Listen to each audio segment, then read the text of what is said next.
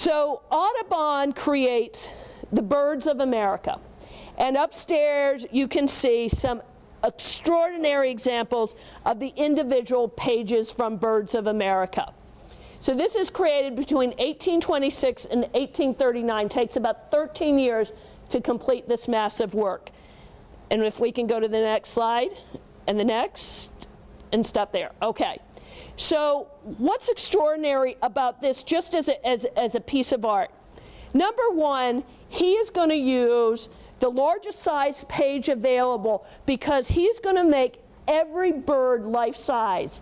And as you go up in the gallery today and you look at those birds, those are life-size. That's why he chose that particular piece of paper. And he's the first artist to really do this. So that's an extraordinary thing. He's going to do 435 individual prints. You'll see some of those on the walls of the galleries. But imagine that, 435 prints. And that all of these would end up having to be hand-colored because there was no color printing process at the time.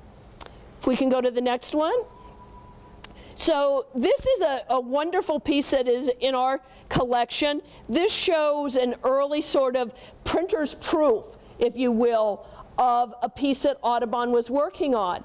Now, why was it so important for Audubon to oversee the process? Because he had painted all of these birds of North America, and yet the printing is happening in England. And so he really needed to make sure that the red of the cardinal was the right red, that the other colors and details of some of these birds were correct, because many of these species had never been seen by the Europeans who would be putting together the book and doing the paintings. If we can go to the next. So as I mentioned, they're extraordinarily large page sizes. So what Audubon does, and this is the common practice of the time, is that if you're going to put together a big book, you want to kind of know that someone's going to buy it. It's not, they didn't have bookstores in the way that we have them today. And so it was more common that someone would put together this effort and go out and say, do you want to buy this subscription? Let me show you an example of the work. And he would get all of these subscribers. He would end up with about 200 subscribers to Birds of America.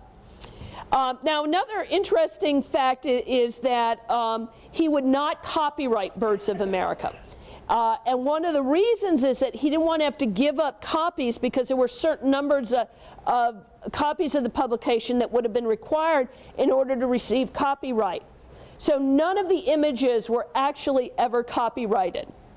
And you'll see that there, that the price of a subscription was $1,000. If we can go to the next.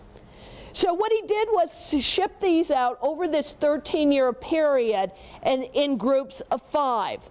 Now, he was, again, very smart about how he did this, because he wasn't going to give you all of those really big, fantastic birds in one grouping. You'd only get one.